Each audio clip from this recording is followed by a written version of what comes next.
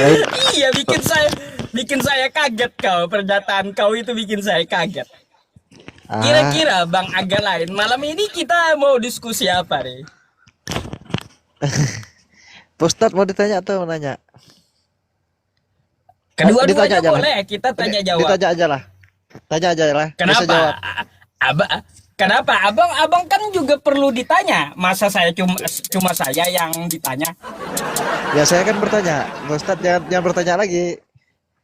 Jawab boleh tapi jangan bertanya. Boleh. Jawab boleh tapi gak boleh nanya kayak gimana itu. Agak lain emang. Bertanya. Oke, kau nanya apa coba? Oke. Tuhan menurut Pak Ustadz itu apa coba? Tuhan itu adalah gelar dari sebuah nama yang menciptakan langit dan bumi dan untuk disembah, yang mempunyai Oke. kuasa gitu. Mempunyai kuasa. Terus kuasa yang gimana coba Pak Ustadz? Coba. Sedang Ya, kekuasaan dia itu presiden punya berkuasa kuasa. mengatur Pemimpin. mengatur langit dan bumi. Kalau Tuhan, kalaunya presiden kan tidak setara dengan Tuhan. Kalaunya manusia tidak bisa dikatakan Tuhan, Bang. Oke. Oke, Bu. Hampir sedikit. Coba gini. Kalau pemimpin kan berkuasa, betul, atas negaranya, Hmm, betul. Kalau hmm, Tuhan berkuasa betul. atas dunia menyeluruh, berarti universal, universal ya. Ya, langit dan bumi menyeluruh. Hmm. Oke, oke, oke. Jadi Oke, oke. beda, kalaunya untuk presiden nggak bisa dikatakan Tuhan, tapi Tuan, boleh, Kalau pada zamannya, karena manusia.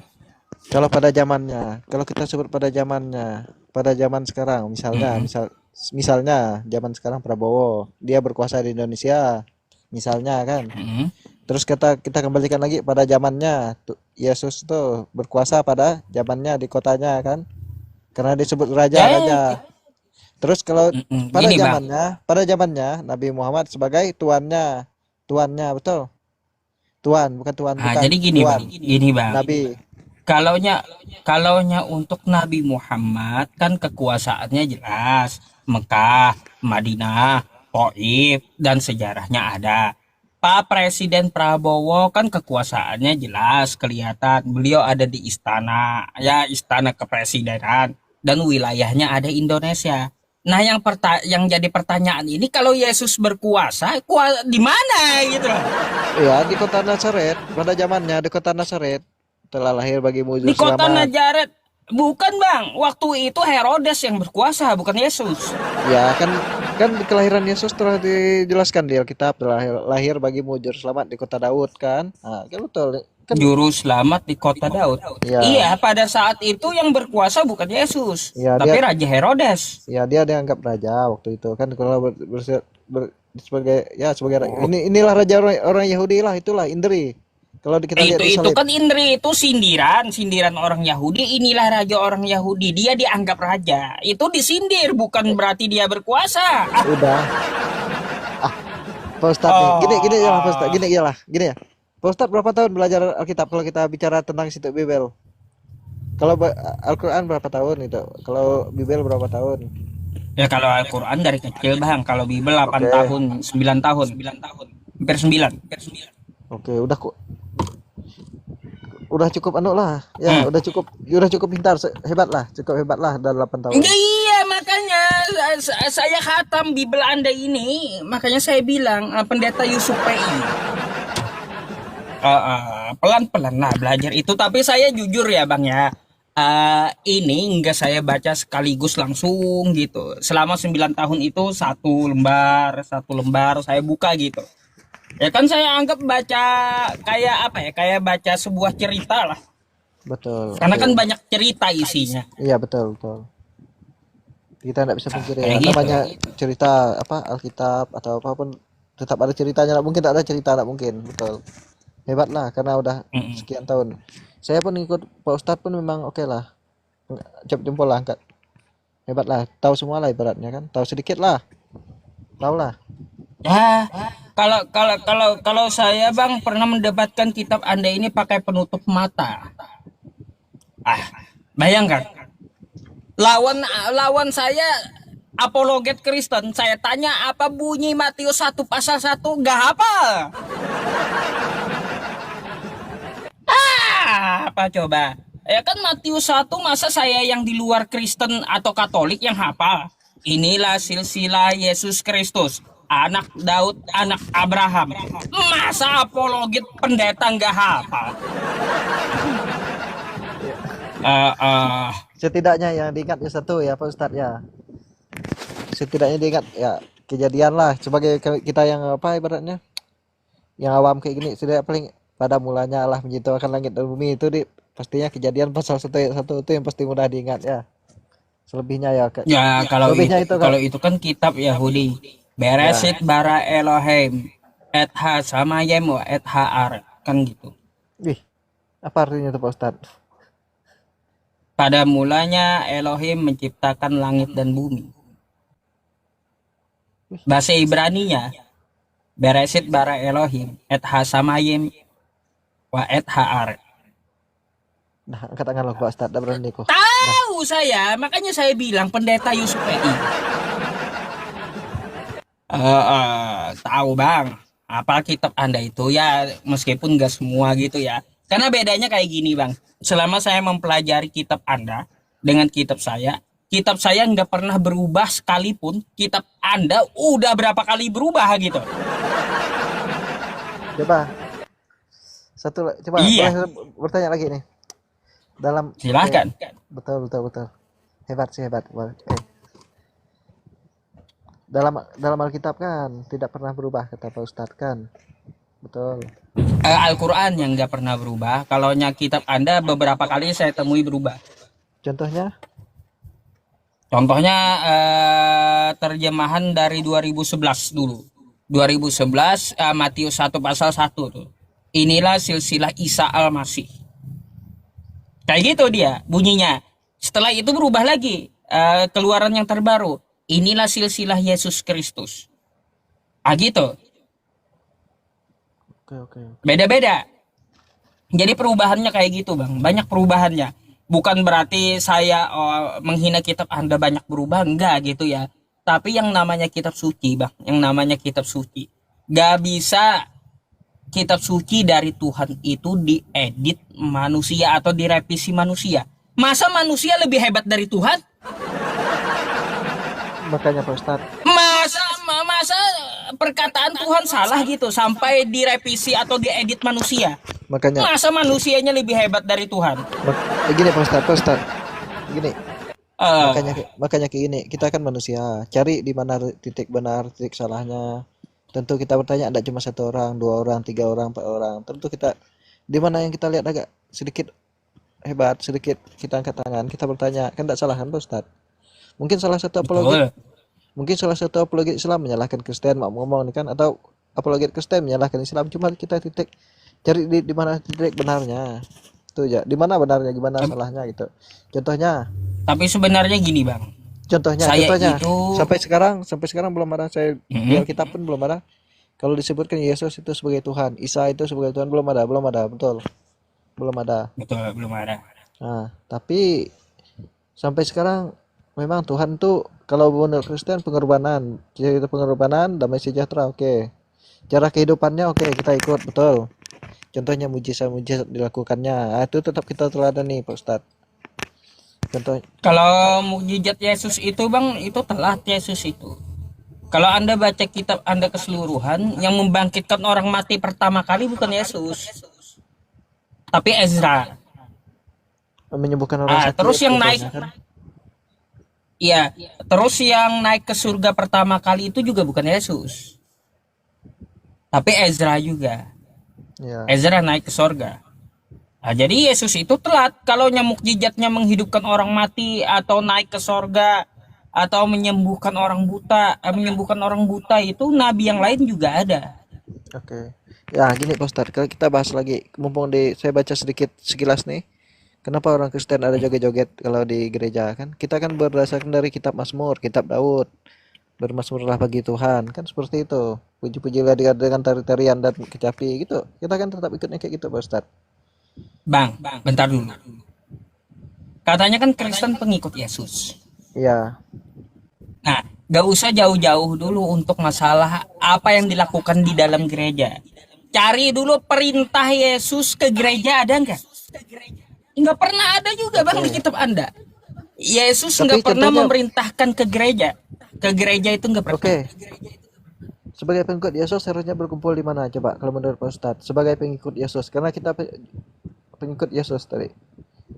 Kumpulnya di mana kalau tidak di Hmm. gereja? Nggak, kan nggak mungkin lah kita di Jadi gedung Yesus ya. serbaguna atau di rumah sakit gitu. Oh iya. Bang, kalau kita mengikuti Yesus, ya bukan ke gereja. Yesus di zaman dia diutus, dia ke bait Allah. Makanya kan ada Matius 21 tuh. Dia marah-marah dengan para pedagang di halaman Oke. bait Allah, bukan di halaman gereja. Mungkin bait Allah tuh bukankah dia disebut dengan gereja juga Pak Ustadz? Sebagai bait Kan Allah, sebagai gedung atau sebagai rumah. Bait Allah tuh sebagai apa beda. coba? Kalau gereja Sebagai itu diawali dari kosakata dia itu gereja. Pada batu inilah aku bangun gereja. Pertama kan kata Yesus kayak gitu. Ah, kepada muridnya. Jadi gereja itu bang bukan sebuah bangunan, memang. Jadi gereja itu adalah tempat berkumpul. Itu dari segi bahasanya. Kalau bait Allah itu beda. Bait Allah itu tempat untuk menyembah Allah.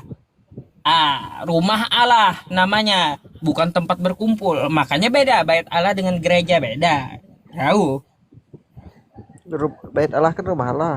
Betul. Terus Bait Allah gereja itu rumah tempat Allah, berkumpul. Bait Allah tempat itu tempat berkumpul berkumpul. beda. Jadi kalau Bait bait Allah Allah itu bisa tempat disamakan dengan menyembah gereja. Tuhan. Gak bisa sama. Kenapa? Kalau Meskipun gereja, orang gereja tidak tempat berkumpul. gini, Berkumpul. bedanya gini. Kalau Meskipun orang, bentar bang, meskipun orang tidak berkumpul di bait Allah, ada satu orang aja menyembah Allah di rumah Allah, maka disebut tempat itu bait Allah gitu. Beda dengan gereja, gak bisa satu orang. Gereja itu artinya persekutuan, perkumpulan gitu. Ya meskipun di tempatnya di sebuah bangunan yang disebut gereja, kan selain gereja bisa aula, bisa juga orang ngumpul. Kan gitu. sedangkan Kafe bisa juga, halte bisa juga, mall bisa juga tuh. sedangkan Pak Ustadz, sekilas saya baca Alkitab, Hmm. Pak Ustadz kan lebih hebat, lebih lama dari saya. Saya sekilas baca Alkitab. Satu dua orang pun berkumpul dengan namaku, maka aku akan hadir di situ, ada di Alkitab. Tuhan Yesus menyebutkan Hmm. seperti itu. Yesus. Satu dua orang berkumpul, maka aku akan hadir di situ dengan namaku. Tapi saya Jadi bang, kalau untuk kita mengakui pengikut Yesus, bukan ke gereja, karena nggak ada perintah Yesus ke gereja. Terus nggak ada juga perintah Yesus di dalam gereja itu berjoget-joget dan menyanyi, nggak ada. tapi kan berdasarkan Mazmur Daud dengan tarian dan Nah, puji-pujian dan kecapi. pertanyaannya Anda ini ikut Daud atau ikut Yesus? Kan Alkitab, kan Bibel, Pak Itu Ustadz, kan aja Bibel. kan. Kita kan Tanya baca lagi, Bibel, tanya balik Bicel. lagi. Kita kan baca Bibel, Pak Ustadz, baca Alkitab. Iya, Daud kan di zamannya untuk Yahudi dengan jemaatnya. Mereka bermazmur, saya tahu. Tapi nggak pernah Yesus mengatakan ke gerejalah kamu bermazmurlah di gereja, nggak ada. Atau menyanyilah di gereja, jingkrak-jingkrak di gereja, nggak pernah ada. Itu kan untuk memuji Tuhan, Jadi Pak kalau Ustadz. kalau kita mengaku pengikut Yesus, maka kerjakan apa yang dikerjakan oleh Yesus selama dia diutus. Kan kayak gitu. Betul nggak? Namanya pengikut Yesus. Yesus sunat. Ya abang sunat nggak? Sunat. Sunat. Baik, Yesus tidak pernah makan babi. Abang makan babi nggak? Karena waktu itu tidak ada babi, ada yang lebih zaman dari babi kali, Pak Ah, Ustadz. ada. Zamannya Ayo, Yesus kan Yesus nggak pernah makan babi. zaman Yesus kan tidak ada babi mungkin. Karena ada yang lebih nyaman daripada babi. Iya. Baik ada atau tidak, namanya kita mengikuti Yesus. Kalau dia tidak pernah mencontohkan suatu hal yang diharamkan, maka kita lihat contoh dia hidup kayak gimana. Tapi Kan dalam seperti tapi itu. Pak Ustadz kembali lagi, saya pernah baca sekilas tapi saya lupa. Malam kita kan pernah melihat namun percaya kan, tapi pernah melihat di Alkitab. apa yang masuk ke dalam tubuhmu tidak akan haram, tetapi apa yang keluar itu yang akan haram. Contohnya kotoran, BAB. Contohnya mutah atau sumpah serapah. Kan keluar dari tubuh kita. Itulah salah salah kaprahnya Anda dan Kristen. Yesus nggak ngomong makanan masalah itu. Yesus ngomong masalah sindiran, Bang. Ap- ap- akan- apa yang Yesus lagi menyindir orang munafik. ap- Karena apa? Orang munafik itu beda mulutnya. ya, Apa yang dikeluarkan oleh orang munafik itu najis, fitnah semua. Jadi apa yang masuk, ya apa yang masuk, maksudnya itu apa yang didengarkan oleh orang munafik itu akan dia muntahkan gitu. Dengan cara memfitnah orang. Itu sindiran dari Yesus. oh, Nggak ada saya Yesus kira saat gini, itu bicara tentang makanan.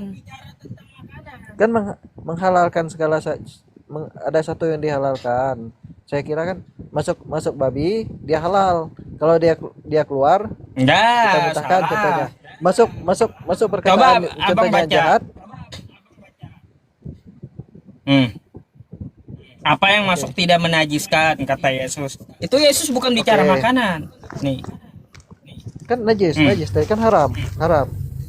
Babi nih, yang Pak Ustadz yang haram. hmm. Kejadian dia kalau Nih tidak bang, salah ingat. nih. Saya kasih tahu aja biar nggak salah kaprah teman-teman yang Kristen gitu ya. Di sini Anda bisa lihat perikopnya aja bang ya, perikopnya aja. Perintah Allah dan adat istiadat Yahudi, bukan bicara makanan Yesus di sini. Lalu apa kata Yesus? Nih. Coba kita lihat. Hmm. Apapun dari luar yang masuk ke dalam seorang tidak dapat menajiskan, kata Yesus. Tetapi apa yang keluar dari seseorang itu yang menajiskan. Yesus nggak ada ngomong makanan di sini, tapi menyindir orang yang munafik, yang menantang adat istiadat Yahudi. Bukan bicara masalah makanan. Lalu ini yang dijadikan oleh Kristen menghalalkan babi. Kagak nyambung gitu. Oke. Salah salah babi itu Ah, jadi haram apa Pak Ustadz? Maaf, maaf. Mohon maaf.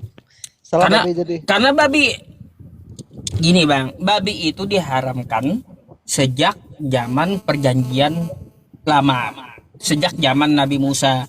Coba baca kitab Anda, Imamat 11 nomor 7. Ini saya bukakan aja ya, biar abang tahu.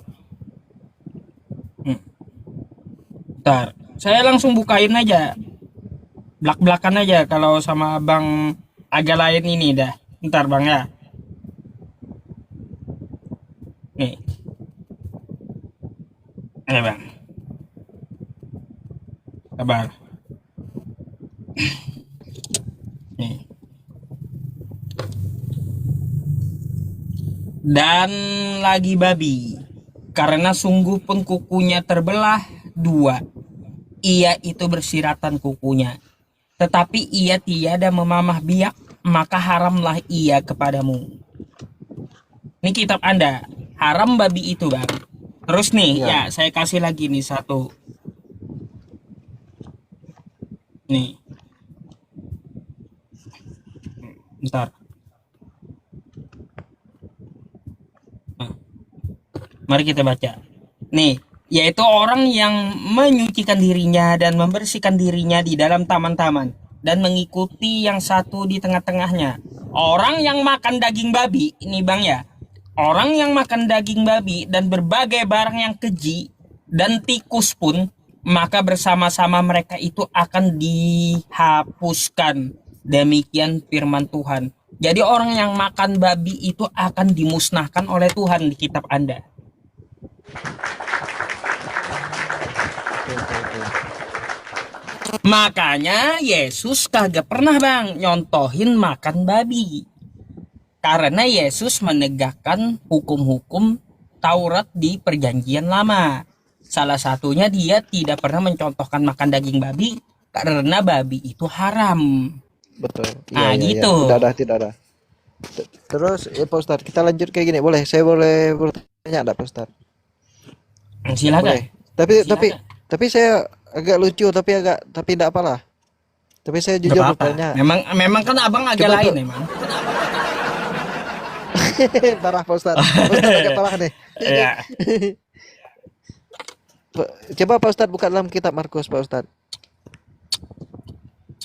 Ya, Markus berapa? Ya, Markus berapa? Markus pasal 10 ayat 11. Eh, Hmm, sampai 12. Nah, hmm. aku agak bertanya sedikit nih, gimana ini? Silakan, silakan. Pak Ustadz, tolong di situ Pak Ustadz. Kalau saya baca nanti agak lama soalnya 11 sampai 12 nih, ayat 10. Lalu katanya kepada mereka, barang siapa menceraikan istrinya lalu kawin dengan perempuan lain, ia hidup dalam perzinahan terhadap istrinya itu. Dan jika si istri menceraikan suaminya dan kawin dengan laki-laki lain, ia berbuat zina. Hmm. Terus gimana kalau masalah perceraian atau apa? Kembali ke apa nih? Apa namanya? Kalau bahasa Islam itu apa? Kalau istri dua atau tiga atau poligami, poligami Oh, beda gimana tuh? bang. Kan di sini kan Iya, kalau menceraikan istri. poligami. Poligami itu tidak menceraikan istri, bang. Kalau istri dua? Poligami itu istrinya dua. Bukan Oke. berarti menceraikan istri, bukan. Beda, beda dengan ini. Kalau ini kan kata Yesusnya kan, kalau dia menceraikan istrinya lalu dia menikah lagi maka disebut dengan zina. Kalau poligami itu Yesus nggak pernah menyinggung atau mengatur poligami. Yang namanya poligami itu dia tidak menceraikan istri, enggak. Tapi dia menikah pertama, istri pertama itu tidak dicerai. Lalu dia menikah lagi yang kedua kali, kayak gitu. Kalau istri pertama minta cerai atau gimana Pak Ustadz? Harus minta cerai lalu menikah lagi gimana Pak Ustadz? Misalnya, seandainya. Nah, masalahnya gini, Bang. Ya, masalahnya gini. Pertama kita tidak mengetahui ya, tidak juga pernah membaca dari kitab Anda Yesus mengatur poligami. Maka dari itu Islam datang mengaturnya. Kata Islam kayak gimana? Quran surah An-Nisa di ayat ketiga tuh. Wa in khiftum alla tuqsitu fil yatama fankihu ma taba lakum minan nisa'i masna wa thulatha wa ruba'. Ya, fankihu ma taba lakum. Nikahilah wanita yang kamu senangi. Minan nisa'i masna dua, wa thulatha tiga, wa ruba' batasnya empat. Gitu. Tapi ada kelanjutan kalimatnya. Fa in khiftum alla ta'dilu fawahidah. Jika tidak mampu berlaku adil, wajibnya satu aja, nggak boleh dua. Ah, Kalau maunya dua gimana Pak jadi Ustadz? Seandainya maunya dua. jadi Enggak, gini, setidaknya gini Pak setidaknya Ustadz, gini bang, gini dulu Pak Ustadz. setidaknya gini, bentar. Setidaknya gini, kalau Anda mau berpoligami, ya biar kita bisa berlaku adil, istri pertama harus tahu. Ah, Itu wajib. contohnya gini Kalau Pak Ustadz. istri pertama tidak mengizinkan, udah pasti nggak bisa adil. Tuh. Maka bain khiftum alla ta'dilu fawahidah, menikah satu saja. Gini aja Pak Ustadz. Gini, kalau saya bertanya nih, istri pertama dan utama, dia minta cerai, cerai hidup. Kita ceraikan, cerai sah. Terus kita apa Alasannya? lagi? Nikah lagi. Misalnya alasannya apa? Nggak salah, masalah alasannya kan. Nggak usah kita sebut ekonomi atau apa atau cinta atau masalah seks atau Oh apa ya. kan? Ya. Tapi kalau dia minta cerai kita ceraikan, lalu kita menikah lagi, apakah kita hidup dalam zina? Yang keduanya, menurut Pak Ustadz. Kalau di Islam enggak, Bang. Berarti Kalau di Islam enggak. berarti nikah dua kali walaupun istrinya udah diceraikan gitu. Nggak hidup dalam zina Kita kan misalnya. cerai dengan istri pertama karena Iya, himpitan ekonomi. Cerai oke. dengan istri pertama. Ekonomi Lalu nggak setahun atau apa-apa. 2 tahun ke depan ekonomi kita membaik. Lalu kita menikah lagi kan dengan wanita yang baru kan kayak gitu. Iya.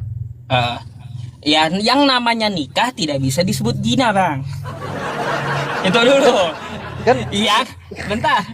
Yang namanya nikah itu itu tidak kawin, bisa kawin. disebut zina. Nikah dengan kawin beda, Bang. Iya, iya, Kalau iya. kawin binatang pun bisa. Nikah itu gini, berasal dari bahasa Arab, biar Abang tahu. Dari kata nakaha yang artinya bercampur. Gitu. Jadi seseorang yang menikah tidak bisa disebut berzina, nggak ada rumusnya zina gitu. Oke. Hmm. Nggak ada rumusnya zina. Terus Iya. berarti boleh, berarti Karena kan berarti coba Abang perhatikan dulu bentar, sedang biar sedang ke Abang dalam paham gitu. sedang ke dalam Katolik atau Nikah, Kristen nikah sekali. nikah dengan kawin itu beda, Bang. Iya, betul Pak Ustadz. Coba saya bertanya, saya ingat. Dalam Kristen atau Katolik kan nikahnya cuma satu kali. Apa yang dipersatukan oleh Allah tidak boleh dipisahkan oleh manusia. Baik, gini bang. Tidak ada di Kristen itu nikah. Catat itu. Yang ada di Kristen itu kawin. Nggak dikenal nikah. Apa yang dipersatukan oleh Allah Makanya kan nih, ada. coba. Coba, apa yang dipersatukan oleh Allah tuh? Nah, makanya kan kawin. Kawin. Nggak ada nikah di Oke. Kristen itu. Oh iya iya betul betul betul betul betul. Iya iya iya. Iya iya. Iya. Iya. Iya. Kawin-kawin kata Yesus bareng siapa kawin. Bareng siapa kawin. Nah, habis itu kawin. Nah, kawin pokoknya kawin aja adanya. Nggak ada nikah di Kristen itu nggak mengenal nikah. Nah, jadi bedanya nikah Terus dengan menurut kawin Bapak, apa?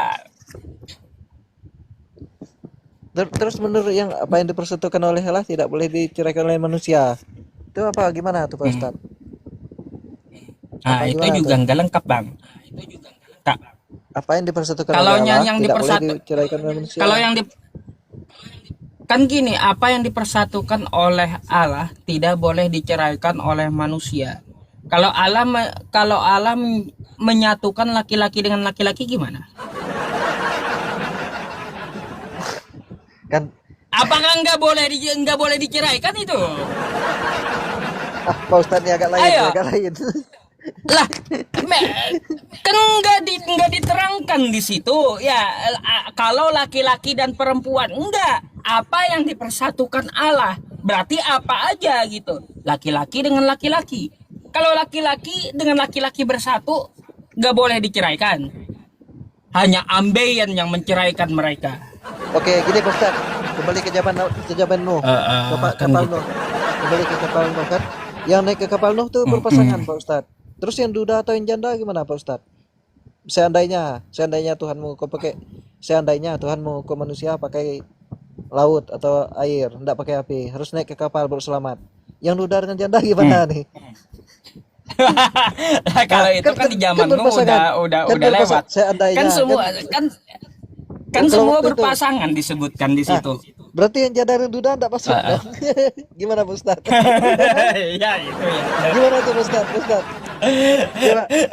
Bisa jadi nggak masuk kan berarti. Ah, aduh parah. Gimana itu? Kasihan loh yang duda, yang bujang gimana? Yang lajang. Gimana tuh? Di kapal tuh. Aduh, Mati dong mereka. itu kan makanya adakah yang disebut lajang? Ya kayaknya yang dijelaskan cuma yang berpasangan deh saat itu, Tuh, nah, baik di Kristen atau ya, di Islam. ya masuk kapal Nabi Nuh ya. Kan berpasangan. Mm. Dua. Terus yang dudanya kemana? Yang jandanya kemana? Kasihan loh. Kayaknya nggak ada dijelaskan deh di situ. Nggak bisa saya berasumsi tentang itu masalahnya. Masuk kemana? Masuk kemana dia Pak Ustadz? Masuk kemana Pak Ustadz? Tuh, mau nanya nih Pak Iya, Ustadz. Masa dia masuk kemana lah? Pada iya zaman tuh, masalahnya pada, nggak ada pada penjelasannya. Enggak mungkin lah waktu itu enggak ada janda atau duda. Kan enggak mungkin Pak Ustadz. Atau enggak ada yang lajang pada zaman Nabi Nuh. Makanya nggak ada penjelasannya saat itu. Makanya saya nggak bisa berasumsi juga. Ah gitu. Kalau dalam Islam kan punya syariat sendiri bang. Nah kayak gitu. Islam itu pelengkap syariat terdahulu gitu. Makanya kan kayak tadi di tempat abang ya. Apa yang disatukan oleh Tuhan tidak boleh diceraikan oleh manusia. Nggak ada keterangannya. Kalaunya laki-laki disatukan dengan hewan, kayak gimana? Nggak ada keterangannya.